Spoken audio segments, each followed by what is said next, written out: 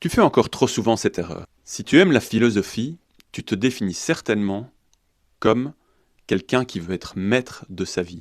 Tu fais des exercices de conscience, tu donnes un sens à tes actions, tu réfléchis, et pourtant, avant même d'avoir commencé ta journée, tu confies les clés de ta conscience à quelqu'un d'autre. Ta première heure de lucidité, c'est peut-être la chose la plus précieuse que tu aies de ta journée.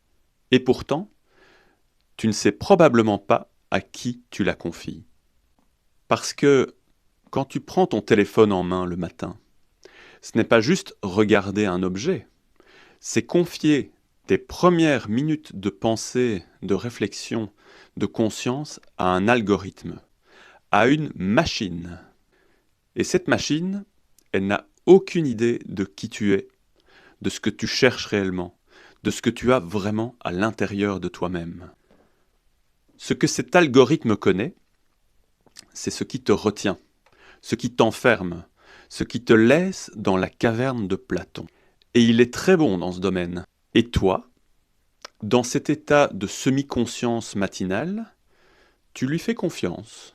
Tu lui permets d'influencer ce que tu vas ressentir, ce que tu vas penser, ce qu'il y a à l'intérieur de toi. Pense un peu à ça autrement.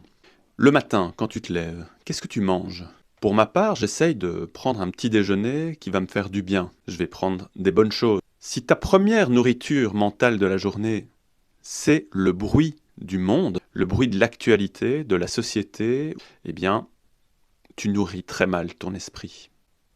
Alors voilà la vraie question. À quel moment de la journée es-tu réellement maître de ton esprit ? Est-ce que tu vas donner un temps pour pouvoir maîtriser ton esprit, pour pouvoir être réellement toi-même? C'est une vraie question. C'est même une question philosophique. Alors que faire de ça ? La réponse est simple et compliquée à la fois. Ne donne pas ta première heure de conscience à un algorithme. Mets ton téléphone loin de toi.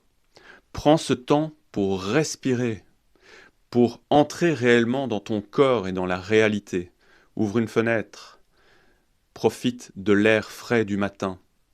Fais un petit moment de méditation. Prends un livre, lis une phrase inspiratrice. Mais prends ce temps pour ta conscience, ton intériorité. Ne le confie à personne d'autre.